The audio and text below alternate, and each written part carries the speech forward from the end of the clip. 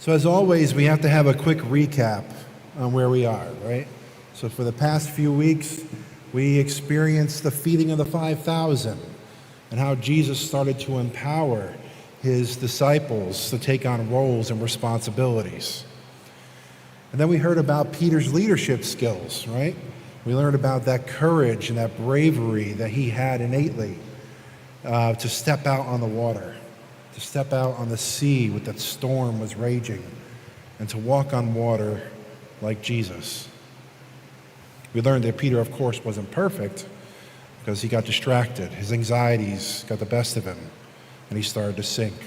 But nonetheless, he had the courage to be the only apostle to step out of that boat. Then last week we heard about the Canaanite woman, right? We heard about that woman that was not within the fold of the Jewish community. But nonetheless, Jesus praised her for her faith. Praised her for her faith and even provided her with a miracle, the healing of her daughter. And this foreshadowed what was to come. What was to come after his resurrection, where the apostles will be commissioned to go and preach the gospel and baptize all nations in the name of the Father, Son, and Holy Spirit. So that was the past month. Today we're entering into something a little bit different. Today's day is going to be focused on Peter the rock. And this is a monumental passage, guys. Today's gospel is one of the key gospel passages, one of the key parts in there, and so much so that it's actually depicted in the last stained glass window in this church. So on this side, the very last one, is a depiction of our gospel today. And you'll see that it shows Jesus handing the keys to Peter the rock. So I just want to go over that real quick, because there's a lot packed in there, a lot of meaning, a lot of symbolism, some Jewish terminology that we wouldn't necessarily know without looking into it.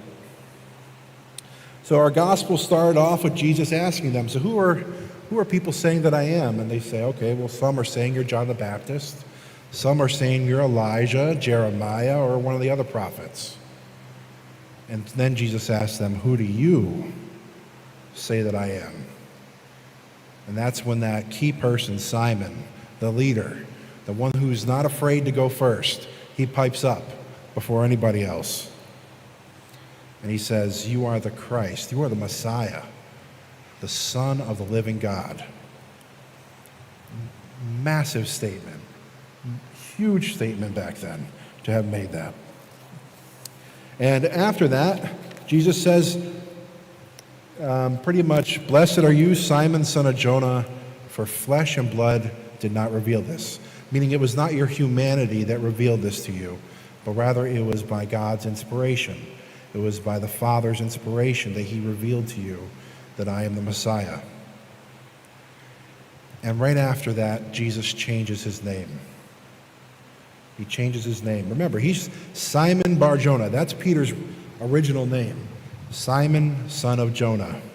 And now he says, no, I'm changing that. He says, exactly, I say to you, you are Peter. Petros in the original Greek. I know, I'm going to go into a little bit of Greek here because it's very important. I promise it'll be simple. Petros is the Greek form of Peter. And Jesus is changing his name to Petros. Petros is literally the translation for rock. Okay? So Peter's name means rock. That's what Peter means. So when Jesus says, I say to you, you are Peter, the rock, and upon this rock I will build my church. You are Peter, the rock, and upon the rock I will build my church, and the gates of hell shall not prevail against it. That's a big statement. Jesus is saying that that the church is going to be built upon Peter. Peter is becoming the first pope in this gospel passage. And then, if that wasn't enough, Jesus goes on, he says, and to you I will give the keys to the kingdom of heaven. That is massive. He's telling Peter, to you I will give the keys to the kingdom of heaven, and whatever you bind on earth will be bound for heaven, and whatever you loose on earth will be loosed in heaven. This is a monumental passage. It expands further the powers that God gives to Peter, the first pope. But for sake of simplicity, we got Petros. We understand that Peter's the rock. But what are these keys? What does that mean? Where does that come from? And like I was saying, the keys are depicted in the back window there. The keys to the kingdom of heaven. Keys would have symbolized authority in all nations back then. Among all nations, keys would be a sign of authority. So Jesus is giving Peter authority by giving him the keys. And he's not just giving him the keys to a little tiny piece of land or to one little tiny kingdom among earth. No, he's giving him the keys to the kingdom of heaven, which is far beyond just the kingdoms of earth. He's giving him to the keys to the kingdom of heaven. He's giving him authority. He's making him pretty much his, almost like an ambassador, but ambassador isn't even good enough. It's higher than an ambassador. It's almost like a prime minister, where Peter, who has the keys, will act in the place of Christ. He will act, he will take on the authority on earth for Christ.